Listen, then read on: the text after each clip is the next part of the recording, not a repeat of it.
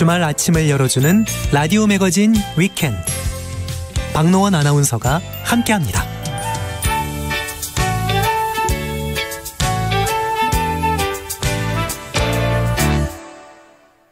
일상에서 발견하는 실용인문학 이야기 나눠보는 시간이죠. 생활 속의 인문학 이호건 작가와 함께하겠습니다. 안녕하세요. 네, 안녕하세요. 네, 조금 전에 저 김성진 출판평론가와 함께 예. 선생님 책 소개해드렸는데 밖에서 들으시면서 어때요? 제 소개를 하니까 좀 쑥스럽긴 하더라고요. 들으려니까. 예. 저도 그래서 자제하면서 책 소개했습니다. 예. 저는 아주 재밌게 읽고 있었는데 예. 이거 아주 흥미롭게 읽고 있습니다라는 얘기 못 하겠더라고요. 노골적으로 막 홍보하는 것 같아서 예. 자제했습니다. 예, 감사합니다. 어쨌든. 예. 생활 속의 인문학 오늘 어떤 주제입니까? 오늘은 매너라는 주제로 이야기할까 하는데요. 매너란 행동하는 방식이나 태도 혹은 일상생활에서의 예의나 절차를 뜻하는 말이죠. 그래서 이 매너는 사람의 인격과 수준을 평가하는 하나의 기준이 되는 요소다라고 말할 수 있는데요. 매너와 관련해서는 영화 킹스맨에서 해리 역을 맡은 콜린 퍼스가 매너가 사람을 만든다라고 말한 뒤에 악당을 처리한 장면이 유명하죠. 아, 명장면이었죠. 예. 매너, make the man 해서 매너가 사람을 만든다고요. 네, 그렇죠. 그렇습니다. 사람이라면 모름지기 매너를 갖추어야 되고 매너가 없으면 아예 인간으로 보기도 어렵다라는 뜻으로 해석되는 대사인데요. 킹스맨의 시나리오를 쓴 작가가 어디서 그 말의 힌트를 얻었는지는 알 수 없습니다. 하지만 매너와 인격의 관계를 주장한 사례는 오히려 서양보다는 동양 고전에서 찾을 수 있는데요. 그런가요? 예, 동양 사상가 맹자는 짐승과 구분되는 인간의 본성으로 네 가지의 마음, 즉 사단을 주장했는데 그중 하나가 수호지심이라는 게 있습니다. 그러니까 수호지심이란 옳지 못함을 부끄러워하고 착하지 못함을 미워하는 마음을 말하는데요. 맹자는 무수호지심 비인야. 그러니까 잘못을 부끄러워하고 미워하는 마음이 없으면 사람이 아니다라고 단언했습니다. 그러니까 뭔가 잘못을 하거나 착하지 못한 행동을 하고도 가책이나 수치심을 느끼지 못하면 더 이상 사람이 아니다라는 뜻으로 매너가 없으면 사람이 아니다라는 입장과 좀 유사한 논리라고 보겠습니다. 네, 뭐 얘기 듣다 보면 동서양이 이제 비슷한 관점인 게 많더라고요. 네, 맞습니다. 매너도 마찬가지인 거죠. 예, 그렇습니다. 매너라는 말의 어원을 찾아보면 라틴어 마누아리우스에서 유래한 것인데요. 이는 손을 뜻하는 마누스와 방법이나 방식을 뜻하는 아리우스의 합성어입니다. 즉 상대방을 대하는 행동 방식으로 사람마다 가지고 있는 몸가짐이나 습관을 뜻하는데요. 예컨대 왜 지하철에서 간혹 발견되는 매너 없는 행동으로 쩍벌남이라는 용어가 있잖아요. 그죠? 지하철뿐만이 아니에요. 예, 뭐 어디든 그냥 많이 있습니다. 그죠? 예. 근데 이제 쩍벌남은 다리를 넓게 벌리고 앉아 다른 사람 자리를 침범하여서 옆 사람을 좀 불편하게 만드는 행위를 일컫는 용어인데요. 근데 한번 생각해 보시죠. 쩍벌남은 나쁜 의도를 가지고 그렇게 다리를 쭉 하고 벌리고 있는 걸까요? 뭐 의식도 못해요. 예. 자기가 뭐 나쁜 의도라기보다는 그냥 그렇게 익숙해져 있어서 그냥 그런 것 같습니다. 그렇죠. 맞습니다. 그러니까 많은 경우 매너는 무의식적인 습관과 관련이 있습니다. 그러니까 현대인들은 공공장소에서 방귀를 뀌거나 식사를 하면서 식탁에 침을 뱉는 행위를 하는 사람 거의 없잖아요. 그죠? 이건 어릴 때부터 매너와 관련된 예의 범죄를 접하면서 그런 행동이 수치스럽고 혐오스러운 행위라고 교육을 받고 자랐기 때문에 지금은 마치 그냥 본성인 것처럼 굳어진 상태입니다. 하지만 지금 우리가 자연스럽게 받아들이는 매너 행동이 중세 시대만 하더라도 당연한 게 아니었습니다. 가령 1609년에 발간된 델리 카사의 예법전서라는 책에는 이런 예법이 소개되어 있습니다. 한번 들어보십시오. 식전이나 식사 중이나 식후에 아침 일찍이나 저녁 늦게라도 누구든지 계단이나 복도나 작은 방을 소변이나 기타 오물로 더럽혀서는 안 되고 규정된 적절한 변소에서 일을 보아야 한다. 이렇게 해서는 안 된다는 얘기는 그렇게 하는 사람들이 있었다는 얘기죠. 그렇죠. 맞습니다. 너무 당연한 얘기가 예법전서에 딱 규정되어 있는 거죠. 그렇죠? 17세기 초반에도 유럽에 이런 사람이 많았다는 거예요. 그렇죠. 변소에서 용변을 보는 게 아니라 방이나 이런 데서 이랬다는 거죠. 상상이 안 되는데. 그렇죠. 독일의 사회학자 노르베르트 엘리아스는 매너의 역사에서 매너가 문명화의 과정에서 생겨났다 하면서 이렇게 주장합니다.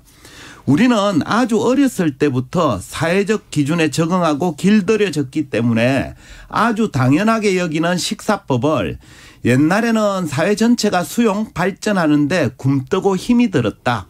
이것은 더 광범하고 더 중요한 행동 양식뿐만 아니라 포크처럼 사소하고 외견상 하찮아 보이는 물건에도 적용된다. 그러니까 엘리아스에 따르면 중세만 하더라도 매너에 대한 개념 자체가 없었습니다. 그래서 식사를 할 때도 수저나 포크를 사용하지 않고 대충 손으로 집어먹는 사람이 많았다고 해요. 때문에 유럽인들이 지금의 서구식 매너를 갖추는 데는 아주 오랜 시간이 걸렸습니다. 잘 믿어지지 않겠지만 중세 시대만 해도 남녀노소 구분 없이 벌거벗은 채 집에서 목욕탕까지 가로질러 달려가는 일이 흔했다고 해요. 그러니까 다른 사람이 있건 없건 간에 함부로 옷을 벗는 경우도 많았다고 합니다. 왜냐하면 당시에는 매너에 대한 인식이 없어서 그런 행동을 하더라도 창피함이나 수치심 이런 걸 느끼지 않았기 때문입니다. 지금 사실 정말 충격인데요. 예. 식사를 할 때도 중세에는 수저나 포크를 사용하지 않고 손으로 집어먹는 사람이 많았다. 예. 아니 수저 포크 쓰는 순서도 정해 있고 뭐 요리마다 쓰는 거 정해져 있는 이런 유럽 사람들이 과거에 그랬다는 것이 그렇죠. 믿어지지 않는데 그게 만들어지는데 아주 오랜 시간이 걸린 거죠. 예. 그럼 현재와 같은 매너는 현대 매너는 언제 누구에 의해서 만들어졌을까요? 네. 지금 우리가 알고 있는 일상생활에서의 매너는 계급 사회였던 중세 시대에 상류 계급에 의해서 조금씩 만들어지기 시작했습니다. 그러니까 매너 개념이 아예 없던 시절에는 상류층이건 하류층이건 구분 없이 사람들은 용변이 마려우면 아무 데서나 볼일을 보고 손으로 음식을 먹고 남들이 있건 없건 옷을 벗어 던지고 알몸을 보이는 경우가 비일비재했다고 해요. 예컨대 태양왕 루이 14세 굉장히 유명하죠. 루이 사람이죠. 14세가 회의를 하거나 손님을 맞이할 때 앉았던 의자는 세저 페르세라 불리는 병기의 일종이었습니다. 그러니까 고급스러운 의자 바닥에 구멍이 나 있고 그 안에는 굴이나 자기로 된 그릇이 들어있는 형태였습니다. 그런 병기가 방 한가운데 떡하니 자리를 잡고 있고 사람들은 볼일을 보면서 자연스럽게 다른 사람과 대화를 나누곤 했다고 해요.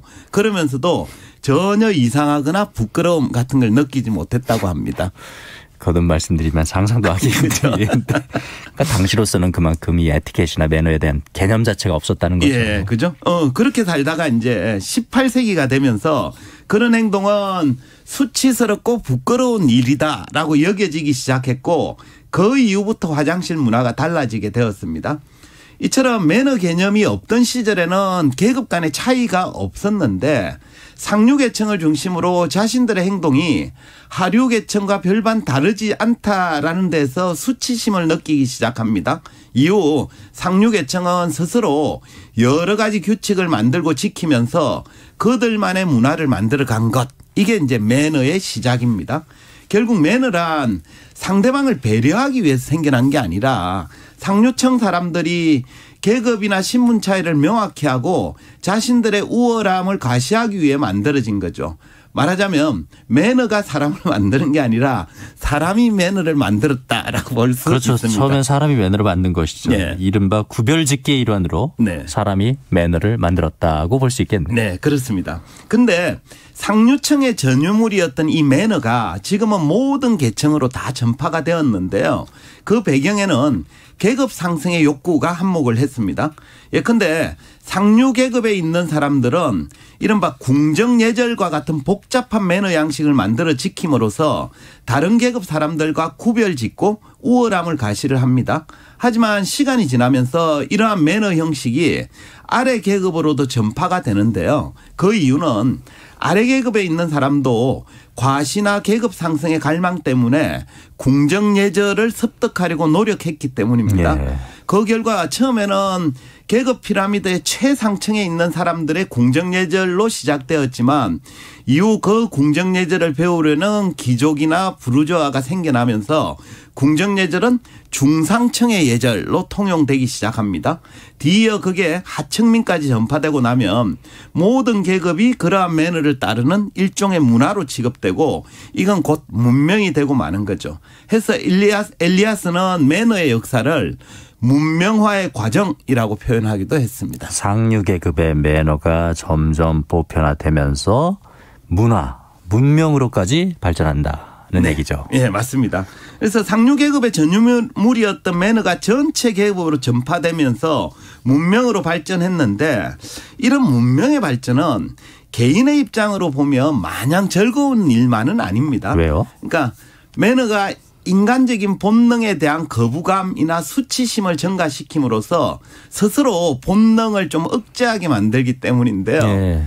가령 현대인들은 생리현상인 방귀가 나오려고 해도 다른 사람이 있는 곳에서는 참아야 된다고 그렇죠. 생각을 하죠. 그죠? 예. 심지어 연인이나 부부 사이에도 방귀를 트지 못하는 경우도 있습니다. 예. 정신분석학자 프로이트도 문명의 속성을 이렇게 정의했는데요. 들어보십시오. 문명은 본능 억제에 그 바탕을 두고 있다. 문명의 발달은 개인의 자유를 제한한다.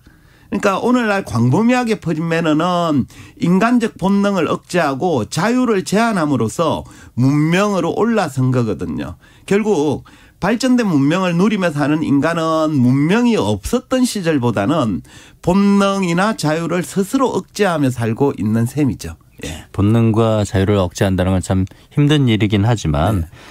그 본능과 자유를 추구한다고 해서 매너를 안 지킬 수도 없는 일이잖아요. 예, 맞습니다. 이미 이제 문명 세계에 들어선 이상 지불해야 될 대가죠. 그렇죠. 예. 그렇죠. 우리가 이제 문명을 포기하고 산속에 들어가서 홀로 살아가는 자연인이라면 모를까. 예. 문명의 혜택을 누리며 사는 사람은 매너를 도외시하며 살 수 없습니다. 맞습니다. 예. 그죠? 이미 문명화가 진행된 상태에서 살아가는 현대인들은 자기가 속한 집단이나 계층에서 형성된 매너 양식을 외면해버리면 스스로 품격을 실추시켜서 인간 취급을 받지 못할 위험도 있고요. 또 매너를 중시하는 사람들과의 관계 형성에 실패해서 따돌림을 당할 수도 있거든요. 해서 요즘에는 최소한의 매너는 지키고 사는 편이 보다 현명한 자세라고 할 수 있습니다. 저 동의합니다. 예. 그죠?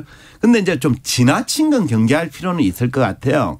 내가 속한 주변의 분위기가 그렇지 않은데 나 혼자만 지나치게 상류 계급의 매너를 모방하려는 태도 또한 좀 자제할 필요는 있습니다. 왜 그 뱁새가 황새 따라가다 가랑이가 찢어진다 이런 말도 있잖아요. 예. 그죠? 그래서 각자 나는 매너를 잘 지키며 살고 있는지 좀 점검해 볼 필요가 있겠고요.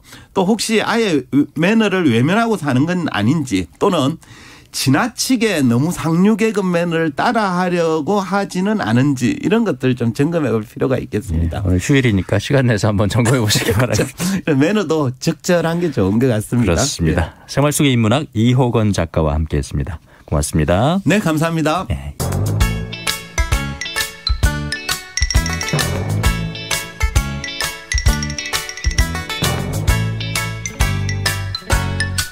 박노원의 라디오 매거진 위켄드.